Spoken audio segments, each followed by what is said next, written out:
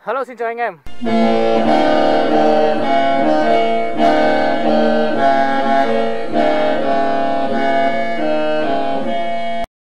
Xin chào anh em đã trở lại với cái channel của mình. Thì ngày hôm nay thì mình hiện tại đang ở một cái đỉnh núi cao. Gần như là cái đỉnh núi này là đỉnh núi cao nhất của cái khu vực này rồi. Đấy, đây là cái con đường, đây cũng thuộc dạng con đường dốc nhất rồi. Và mình lên dốc từ cái đoạn dưới này này, tích dưới này cơ. Đấy, nhìn đây từ bên cái đoạn đường kìa, đường nhựa nhá.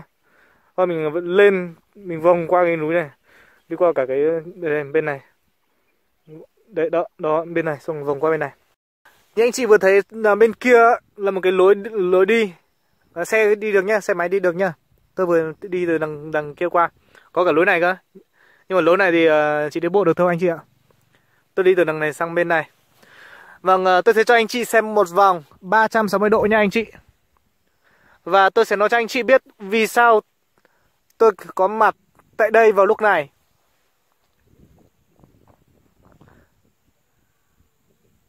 Đây, cái đỉnh cao nhất là trên này. Nhưng mà tôi một mình nên không dám lên trên đấy, nên tôi chỉ đứng ở dưới này thôi.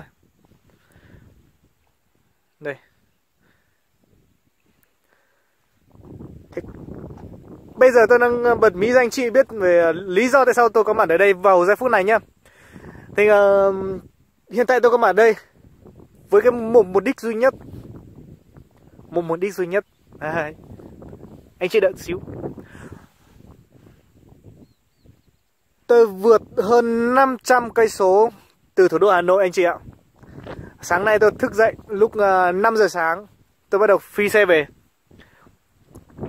Vượt được những cây số rất là dài, cả những cái đoạn đường rất là dốc, như bên này này, anh chị thấy không? Rất dốc như vậy đó, kiểu như vậy. Tôi đến đây với một mục đích duy nhất là bắt vợ anh chị nhá. Anh chị không nghe nhầm đó, là bắt vợ anh chị nhá. Từ ở bên này này, bên này có một em là mình kết lắm, xinh đẹp, đáng yêu. Nói chung là mọi thứ đều ok hết so với mình. Đấy. Thế là ngày hôm nay mình dành thời gian để về bắt em ấy về làm vợ. Đấy. Bình thường thì anh chị hay nhìn thấy trên Facebook, YouTube hay là những các diễn đàn khác thì hay nhìn thấy là người ta bắt vợ vào buổi ban ngày. Nhưng mà ngày hôm nay thì mình chơi đặc biệt hơn nhỉ. Hôm nay là bắt vợ vào buổi tối nhá. Lý do vì sao thì tôi bắt vợ buổi tối thì rất là đơn giản thôi. Vì tôi có một mình thôi anh chị ạ. Bình thường là người ta hay có ít nhất từ 2 người trở lên người ta mới bắt được vợ vào ban ngày. Đấy. Tôi một mình nên tôi phải sử dụng cả hai yếu tố. Đó là phải đi vào buổi tối để không có ai cả mình. Hai là sử dụng công nghệ. Đấy. Thời 4.0 của anh chị ạ. Phải sử dụng công nghệ hỗ trợ mình. Ngày hôm nay thì hy vọng rằng tôi sẽ bắt được em ấy về làm vợ. Lát là tầm 7 rưỡi, 8 giờ hoặc là 9 giờ gì đó tôi sẽ bắt đầu hành động. Và khi đó thì cũng sẽ có hình ảnh nhá. Anh chị cứ đợi xem. Xem tôi làm thế nào để bắt được vợ. Một mình thôi. Một mình nhá. Một mình. Đấy. Một mình. Và ngày hôm nay tôi đi xe này. Thực sự rất là hồi hộp. Từ ngày hôm qua thì tôi đang không ngủ được rồi anh chị ạ. Từ ngày hôm qua tôi đã không ngủ được. Tôi cứ chờ đợi những giây phút này để trở lại đây và để gặp ai và bắt em ấy về làm vợ. Đấy, trời sắp tối rồi. Đây.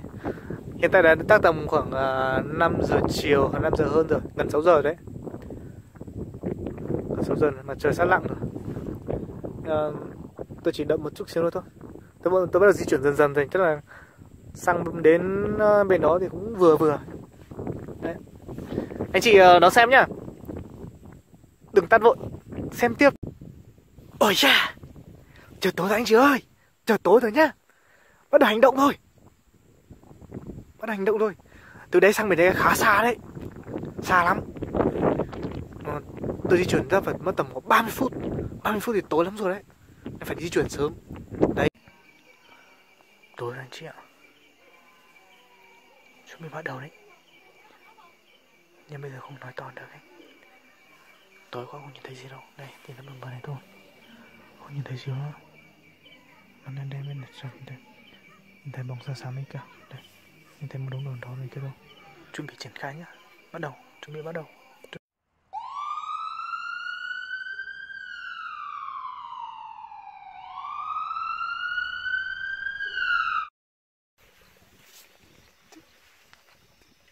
Đâu nhỉ, đâu, đây, nhìn thấy không? Tôi biết có nhìn thấy không?